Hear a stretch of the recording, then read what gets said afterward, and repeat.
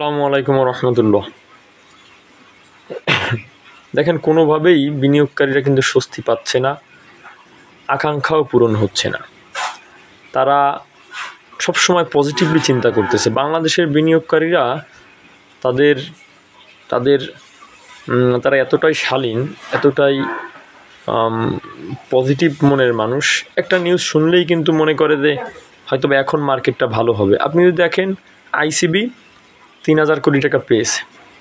এই খবরে স্বাভাবিকভাবে মানুষের মধ্যে একটা উৎসাহ উদ্দীপনা কাজ করেছে যে না, মার্কেট হয়তো বা সামনে মুভ করবে, যে মার্কেটকে কেউ টেনে উঠাতে পারতেছিল না। মার্কেটের জন্য, মার্কেটকে স্টেবল করার জন্য আইসিবি ৩,০০০ কোটি টাকা পেয়েছে। মানুষের কিন্তু একটা আশা আকাঙ্ক্ষা, এটার প্রতিফলনের জায়গা কিন্তু আমরা এখন পর্যন্ত মানুষের সংশয়। দেখেন, আইসিবি টাকা পেয়েছে, গ্যারান্টি দিয়েছে। তো আরও কয়েকদিন আগে আমরা ফেসবুক নিউজ পত্রপত্রিকায় দেখলাম যে আইসিবি এই টাকা পেয়ে গিয়েছে। কতটুকু সত্য কতটুকু মিথ্যা তা বলতে পারবো না, কিন্তু দেখেন মার্কেটের যে কন্ডিশন, এটা খুবই বাজে কন্ডিশন। আজকেও আপনারা দেখলেন মার্কেট 27 মাইনাস।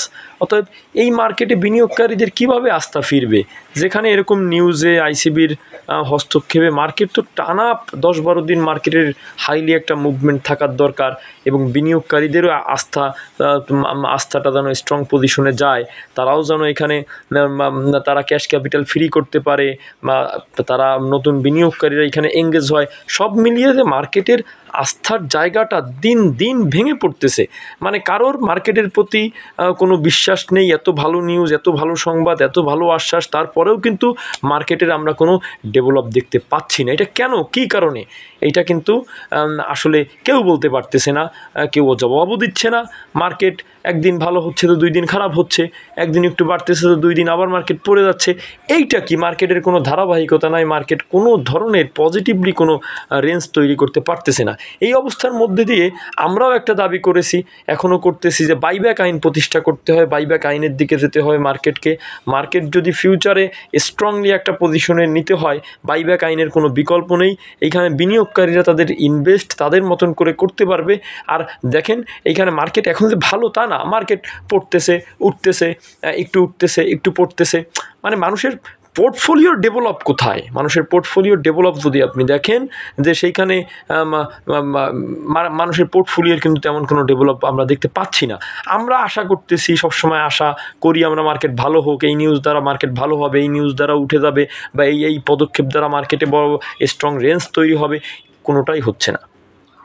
এখন আমি মনে করি মানে শেষ পর্যন্ত আসলে মার্কেটটা ঠিক করা, যদি এইখানে স্ট্রং ইনভেস্ট না আসে, স্ট্রংলি আসলে বিনিয়োগকারীদের জন্য কিছু করার মন মানসিকতা যদি না থাকে, আসলে এটা খুবই ডিফিকাল্ট ব্যাপার হয়ে দাঁড়িয়েছে। যে ওই যে আবু আহমেদ সাহেব বলছিল 200-300-র বেশি সুযোগ বাড়তে দেওয়া যাবে না, এটাকে এখন কি সেইটাই হচ্ছে কি না, এটা আমার প্রশ্ন। যাই হোক, মোটামুটি আমরা মার্কেট যা হোক, আমরা বারবার দাবি করতেছি যে বাইব্যাক আইন করেন, বাইব্যাক আইন করেন, বাইব্যাক আইনের জন্য আপনারা আলোচনা করেন, পরামর্শ করেন, এবং এটা করে ফেলতে হবে। এটা মার্কেটের জন্য বাধ্যতামূলক করেন। এইটার ব্যাপারে কোনো পদক্ষেপ আমরা দেখতেছি না। বিনিয়োগকারীদের জন্য অবশ্যই এই আইন অবশ্যই আপনাদের করা উচিত, করতে হবে। সকলে ভালো থাকবেন। আসসালামু আলাইকুম রহমতুল্লাহ।